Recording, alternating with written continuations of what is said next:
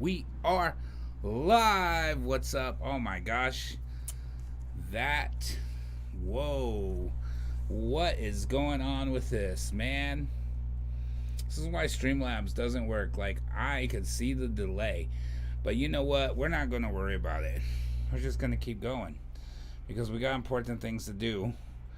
And we got to come together and work together. So sorry about the delay, but we are recording this, so you can probably check out the recorded version of this, which won't have that weird odd ball bit rate.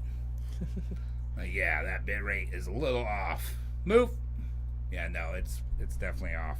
All right, so first thing though, let's at least have a little mushroom dancing, enjoying life. What's up, little guy? Right? Yeah, I know. There we go. He's enjoying life, dancing away, That's like giving some music, yeah. vibing. So since we're vibing, we got a couple people back in the studio. We got Ed in the building, right over here. Here he is. What is up? Say what's up. Ed Allen here. How you guys doing tonight or today? This evening? Evening. I think it is the evening. Yeah. Perfect. And we have Sue coming in, talking to us. Hi, say hello, Sue. Hello, gods and goddesses. Thank you for letting me join these beautiful men here today to share. Definitely, we appreciate you showing up. Oh yeah. We're Also, going to get away the mushroom there. Got the homie Tyler here. And Tyler in my the brother. building as well. What's up, Tyler? How you doing today? Doing pretty good. It's been a pretty nice day today. Good. I mean, it really, truly has been a beautiful day here on the coast. Very beautiful. The coast is looking beautiful. The sun is shining. Not much rain, so it's been real nice. So yeah.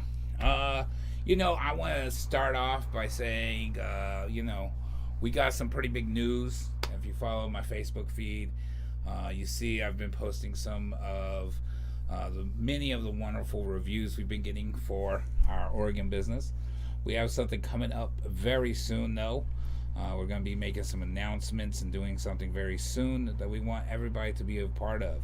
So if you've ever said to me, I'm down, if you've ever said, I'm with you, if you've ever said, I believe in you, well, then you're going to want to stay tuned and check out what's coming up, because we're going to do something, and we hope you're part of it. We hope you're at least in it some way or some form or another. And no, this is not some, send me $1 and I'll send somebody $1 and they'll send you $1 scheme. There's no money involved there. You just show up, say hello, show you care, listen to the stories, and see if this is something you believe in or not, and that's what we're going to do. So stay tuned for that.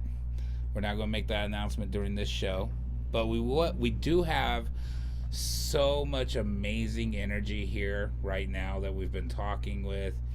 We have a couple people from different generations, and we've all been discussing like how we can start healing ourselves and what that looks like in our longer term of life. And furthermore, the journey of healing and how it's not something that's an end road. It's not a destination you get to, and I find this out in my daily life consistently. It is something that you constantly have to work for. It's something you have to constantly adjust for. And, we can peel back the pieces of the onions that are within us that's, causing us to act a certain way whenever we're, facing something difficult. But, through the process of the continued journey, we start to discover really who our true inner selves are. And that's what our goal is with a lot of our sessions. People come in and they're looking for finding who they are, finding that spiritual connection, finding their connection with their inner selves. And like I always say, it's about getting your inner self into your daily self, and that's what our goal is here. And so I'm going to open up the floor, and we're going to talk a little bit. Wow, I'm lit up nice. Man, I just see myself on the other camera, not the stream one. So, so yeah. So, make sure to stay tuned. Make sure to check us out. Also, go right there if you want to learn a little bit more what we do, tripsoregon.com. You can find out that also, I should say that everything we discuss in this is purely informational and only for you to decide, and it is an informational source. We are documenting the process that we are going through to have legal psilocybin in the state within Oregon's framework. So anything we discuss or talk about, that's what we're doing. I got my first YouTube strike the other day. Oh no. Yeah, it sucked. The worst part is I've been making video after video after video of why psilocybin's helpful. But as soon as I posted a news clip of a video, they were like, "You're trying to sell psilocybin." Like, No. that's a news clip, guys. It doesn't get more informational than that. That is terrible. But that's just the nature of what we deal with. Because for me, and I this is probably just more of a one-sided. You guys can contribute if you want, but for me personally, a lot of times people look at our industry, look at what we do, and they think that we don't have the professional tools because somehow we're not smart enough to have them. But the reality is, we don't have a lot of these tools because we're not allowed to have them. I completely agree. Amen. People, we get told like, "Oh, you should go do a college course." And I had that recently come up. A person was like, "Hey, you really should go do a college course on business." And I'm like, "Okay, well, thank you." I have had quite a few luncheons with the local SBA person. They're wonderful. I'm not going to say their name on stream. And I love talking with them. And they told me, unfortunately, due to the nature of our business, that they would not be able to enroll me in any of the classes or programs because they are federally funded. And there are some free classes I can always attend. But she let me know that, she's talked to me enough times to realize that the free classes would probably be just a waste of my time, and that I'm not really finding the solutions for navigating like hiring and all of the legal framework that's up here in Oregon, right? A lot of people forget that, it's not just about banking. There's a lot of things you're put out for being in this space. You can't get insurance. You can't, some places won't rent to you.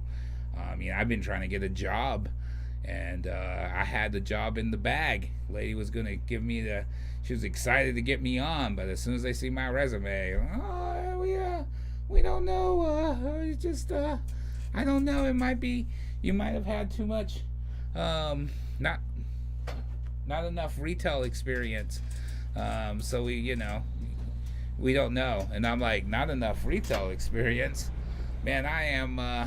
I'm rocking 25 years retail experience. Not enough high-paced retail experience. I'm rocking 25 years of trade show experience. It don't get no more high-paced than that. That's true. So what's up, guys? And there's Cy. Yay. So yeah. I joined. Look at that. We got a full room. So I need to it's get on the nice. subject that everybody's going to be able to contribute to, and I'm just kind of, spitballing here.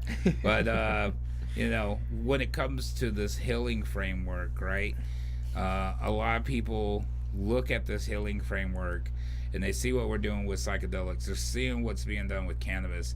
And, a lot of people who want to discredit, they're like, well, they're just trying to do drugs. They're just trying to do drugs. And I want to hear what some of your guys' thoughts on that are.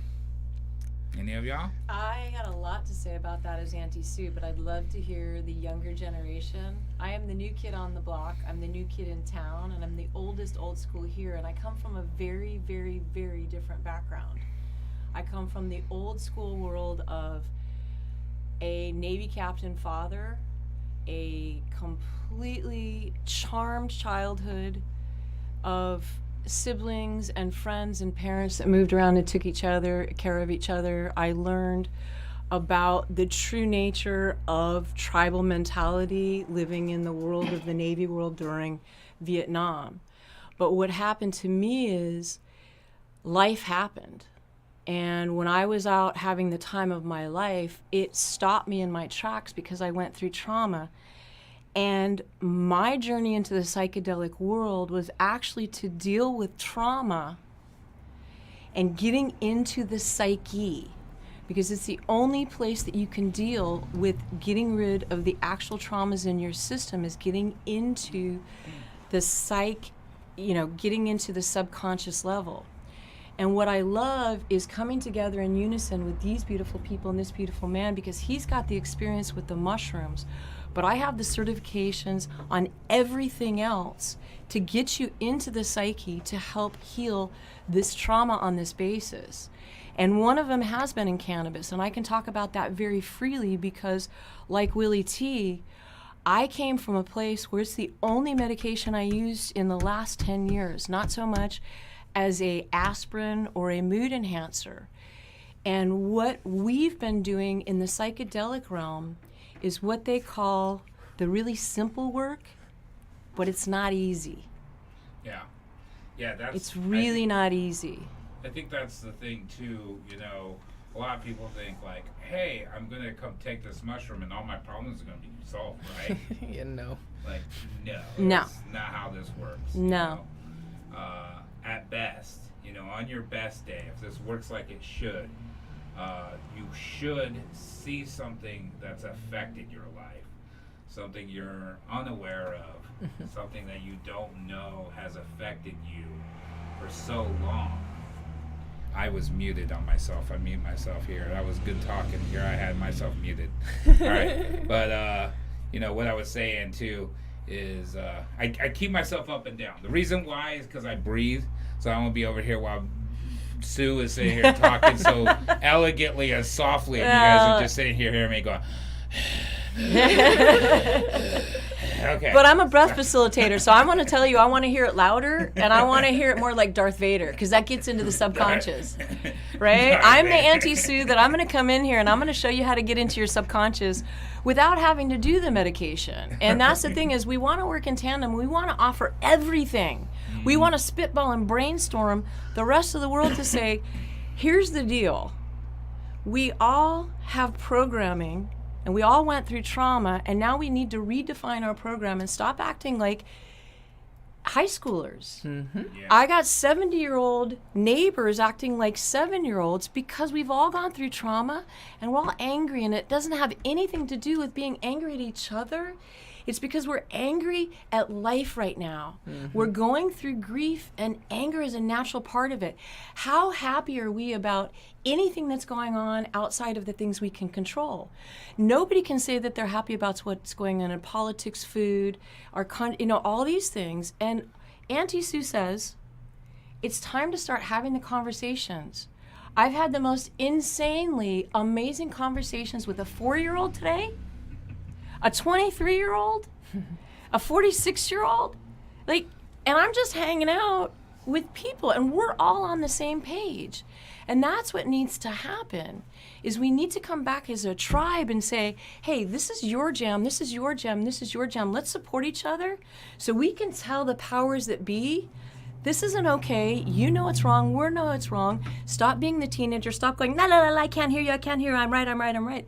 Because that's what we're all doing. And I'm the biggest one doing it. Right. And, know, it's funny you say that. We got to end tribalism. Yeah. And the 20,000 generations of tribalism that has established us where we are so, distrusting, hateful. Yeah. We attach ourselves to those things because that's what the algorithm's feeding us. Yeah. And we need to disconnect from that tribalism. Yeah. And connect to societalism. Yeah. The connection of us all working together, communicating, and even listening when somebody might not agree with you. 100%. That's what freedom is. That's what freedom of speech is. That's what freedom of communication is. You as an artist, I imagine you got something to say about this, Ed. Yeah. A lot of people have have, really big opinions, and a lot of people think that they're very entitled and they're the only person in the world that like either has that opinion or that everybody else is just like that because they're like that. And it's I think that goes back to trauma as well, because maybe they weren't getting listened to at a young age, or maybe there's something behind closed doors going on that this wasn't good. And I think that. Sorry, I got a little distracted right for a second. Yeah, they had some The bumping. musician and the There's music. some music out there, heck yeah. They had it playing. But I think that personally, as a musician, if you get this criticism, or you look at these people and they're just downing you, like, you can't let it happen, because as long as you're comfortable and happy with what you put out as a musician, that right there is where you're gonna thrive. And whether somebody hates it or loves it, you're still gonna be right there with how you feel about it truly. You can't let another person define your music, who you are. Especially nowadays, it's easy for people to walk all over each other. And I was grown up like, hey, always help people out kind of thing, through my family and whatnot. And so I based my life to try to always be the best person I can be every day. And because of that, I've been walked over probably by every single person I know, other than like my close ones. And that's because they're the same way. They put out a lot and they don't get back a lot. But personally, at the end of the day, me seeing a smile on someone else's face, that right there, it brings so much joy and love back into my heart, my head, and my world. It takes any coldness away that like I have, and it just throws it right out. It just melts it away. Man, I love it. But You brought up a good point too. Perspective, right? We always, we go through a bunch of our lives without really necessarily considering the perspective of the other person. exactly. And a practice I was trying to figure out too, it's hard to jump. We have perspectives, and we see a perspective based on what we know. And the thing we also kind of forget is we waste a lot of time. And I would love to try to actually calculate this one day and figure out like how much our brain uses in calories, because we spend so much of our time thinking about what someone else perceives us as, and it's kind of a wasted energy, because you really don't know what someone thinks unless they're going to tell you. I think And a lot of times we sit there and think about what someone else is thinking about us, and they might not be thinking about you at all. Yeah. And it's like, what would the calculation be on that for how much energy is actually wasted worrying about what someone else thinks? Yeah. Whereas if we focus on ourselves and being true to ourselves, if more of us did that as a society as a whole, then we would have a better position. But we do live in a world where, the other day I kind of lost it, because I met somebody in this industry, and, real recognized real, and he came over and we got talking and chatting, and I'm like, this guy is real. Like, he's doing it for the real reasons. He sees what the potential of this is, and he's doing it for the right reasons. Yeah. But on my other side of my brain, I also know the world's going to eat him up. Yep. His competitors are going to outcompete him because he has art.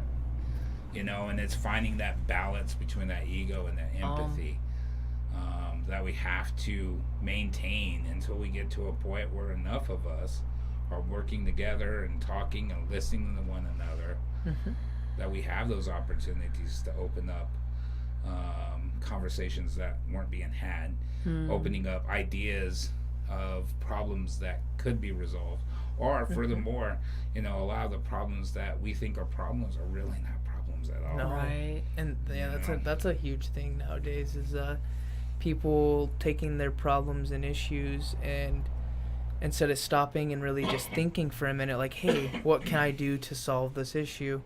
They're more like explode, destruction. Life is like, oh my gosh. And I'm guilty as charged here too. I do it all the time. I'm like, oh my gosh, especially like nowadays, like, I hit my vape and I lose it. I'm like, oh my gosh, I don't even stop and think like where I put it last, anything. You know, I just freak out. I'm like, where are you? And or if I just lose anything in general.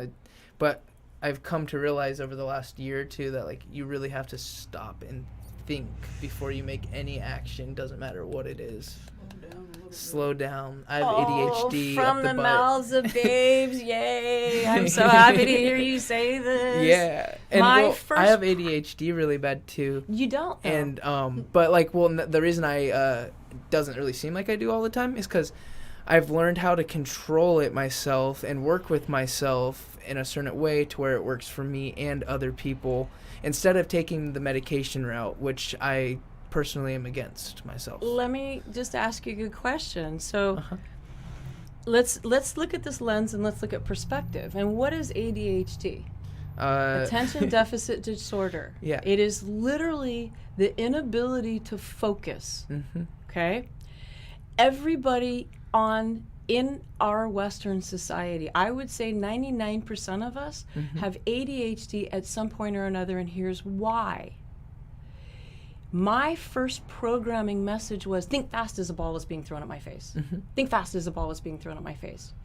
Your brain is the fastest computer in the world, but it can still only do one thing at a time. Exactly. As we become, I am a professional multitasker. I made a living doing this very successfully in the business world in advertising and marketing because I could do 20 things at once, but that's impossible. What I did was I trained my brain to be this and that and try and keep track of it. Of everything at once. What's happened to our society now is with technology and our reactionary world that we live in, we're reacting instead of stopping and absorbing before then having a back and forth communication. Exactly.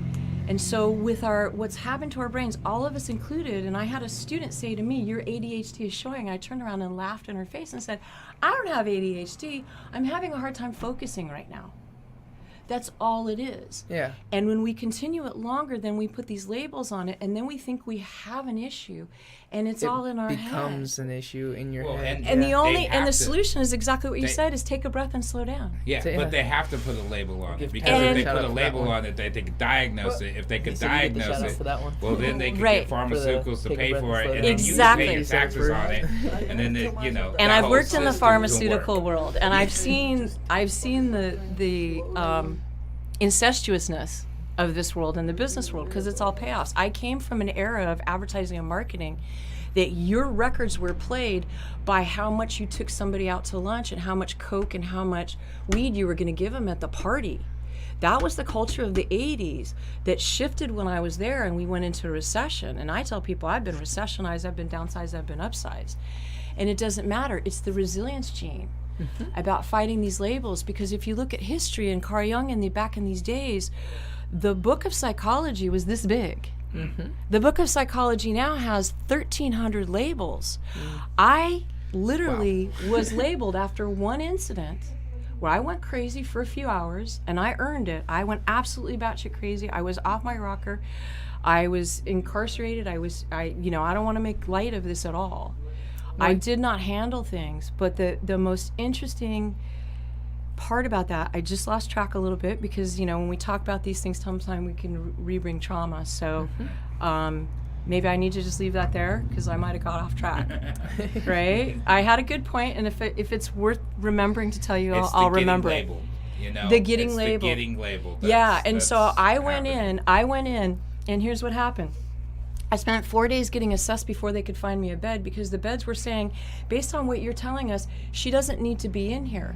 But I was in an emergency room, and they're not equipped to deal with anything that I was going through. Yeah. And what they were seeing was, and this is a true story, I had 3 of my security guards that has sat there in my door for 4 days. I was in a room smaller than this. I had less rights than a criminal that was a rapist because I was not let outside. I had to have 2 female big people late at nights for me to go and have a shower. Wow. I was not allowed to leave the room, and I had a security guard with the door open and a commode behind it if I needed to use it. I was there for 4 days. Good old stainless steel. It was an amazing experience. because I made friends with my security guards. I sang, I did all the work that I was doing to bring me back to me all by myself, without medication, without any other tools. And I spent 4 days in this situation, and in the end what happened is they had been drugging me up against my will, and when I realized that, I said, I don't want to take these aspirin anymore for this pain in my hip.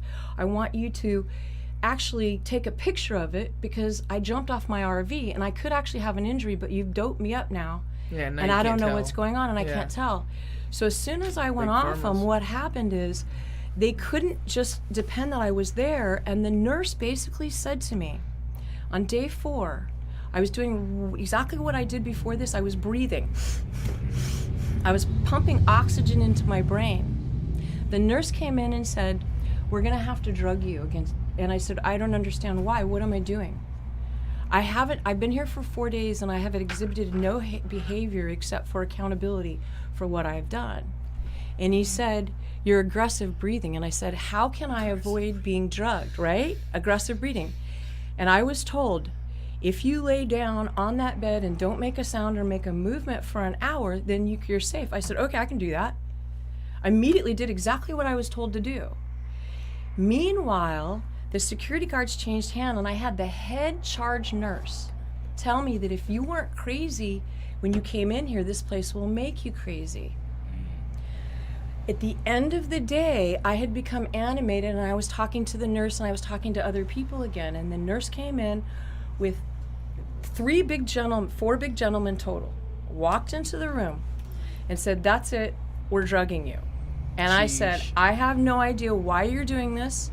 I haven't done anything. I haven't exhibited anything. I will not fight you.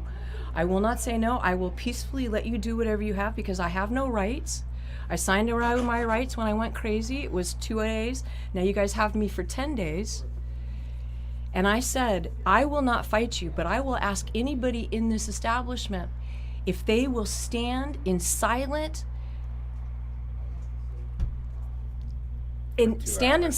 with me, that this is not right.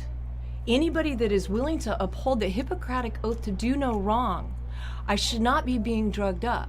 Yeah. I should not be here. I should not be held like a prisoner against my will.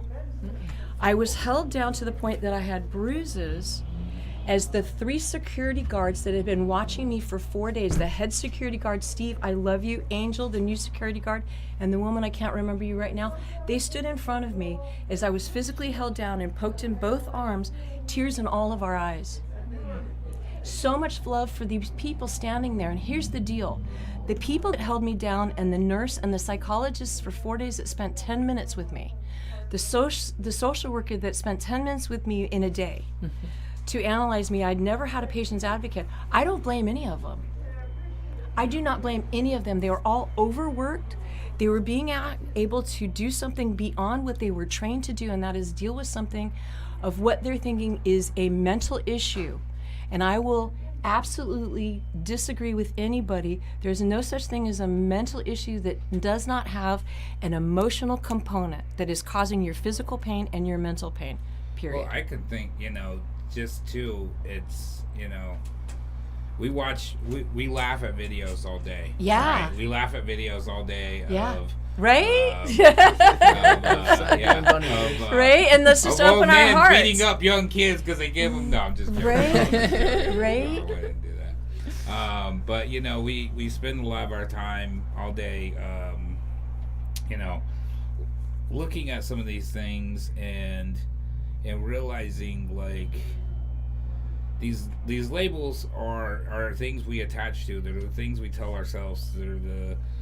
But it's become a tool, a system that's used to work against us. It's used to put us in the boxes. Right. To really, define who we are. And, when they try to define who you are, they're trying to define you that way for life. And I forgot, And that's what not we started really it was is. with the labels. And I'm sorry to interrupt, because I'm going to finish it real quick. Yeah. when I got the help that I needed and had the patient's advocate and sat with somebody, when they labeled me, it was a label this long. I was bipolar, schizophrenic, and about 20 different things. And then the other sheet of paper was 17 different medications that they wanted to subscribe to me. But I was now in the facility where they knew how to deal with it. I actually had a reaction to the drugs that they had and had a second episode in there, and they explained it because they said, we took your blood, and with the amount of drugs that were in your system, what you went through is normal. But I went in 3 days' time in the right facility, working the program, having this doctor tell me I had all these issues, to 3 days later, sitting in front of him and being able to talk to him and say, look, I understand this, that you and I come from a different point of view. I've gone through life and I see things very differently than you do. Yeah. And he went in 5 minutes, 3 days earlier, in 5 minutes saying that if you present yourself that well in front of the judge tomorrow, which I had no idea was going to happen, I have no problem signing you out against your own accord with no further anything. Good. And after 10 days, I walked away with the biggest gift in the world of knowing where my passion lies to stop this from happening to the people that I was in there with, and that was these 23-year-olds, these 19-year-olds, these 25-year-olds that were letting society label them and drug them up so that they didn't know their own mind. Well, and we're almost out of time, so Yeah, I want to sorry. wrap up here. But the one thought I want to add to this, is we also do this with our videos. And what I was meaning to say was, we all watch videos of somebody freaking out. We've given those people labels even, and I'm just as guilty as using those labels sometimes, right? Exactly. And the reality is we are so simple to judge them by what we see on the video, but we're not seeing what happened before. We're not seeing we don't know that pressure person that they're under. We're not seeing that these people are having, a mental problem, and they're addressing it, and they're doing what they think is right, but it could be completely wrong. And instead of taking our time and pointing at that person, you're like, that person's completely wrong, they should be the scourge of society and ended and canceled or whatever, we need to open up and say, why are you acting this way? I completely agree. This way? Yeah. Why is this happening, and what can we do to help resolve it? Any last final thoughts before we dip out? I got my new song coming out here in the beginning-ish of September. I'm thinking like September 15th actually, but maybe even a little before. So keep an eye out, guys. Need Space featuring Jimmy Jams, Gio Jennings, and produced by Big Germ, one of Mac Miller's producers. And big shouts to Jimmy Jam and his little one. Yep. We're so Shout out happy to for Jimmy you, brother. Jams. How having little exciting. Jimmy. Anybody that makes music, man. Yeah. That's the frequency right there. That's actually part of the frequency that gets into the subconscious. And I just want to say to everybody, thank you. I didn't know I was doing this today. I never intended to get into my story, but I really, It was a good really, story. really Yeah, very happy. appreciate that because it was important to me and I haven't talked about it. And it's time to have the conversations in a healthy way. Yep, you gotta Not weasel what's them out. wrong, but we're either part of the problem or part of the solution. And I have dedicated my life to be part of the solution. I love that. Yeah. Amen. Yeah. Well, Love is good my deal. religion, man. Well, you guys make sure to stay tuned. We're going to drop that right there. Make sure you know where to go. That's our sponsor of the show. But, of course, we have our little buddy to roll us out here. Everybody, yeah. You're right. There you go. Get a little music to roll out. Right? Do we You get guys a have little... a good one. Make sure to tune in, too, because we will be making a big decision here shortly. And we'd like every single one of y'all to be involved. Please. Please Come all be on involved. through. We need the And, village. We need the village. So thank you for tuning in. Thank you guys for coming in today and keep course. Village people, let's do dress up. Yeah. Oh, I'm all about See you dress up, next man. week. We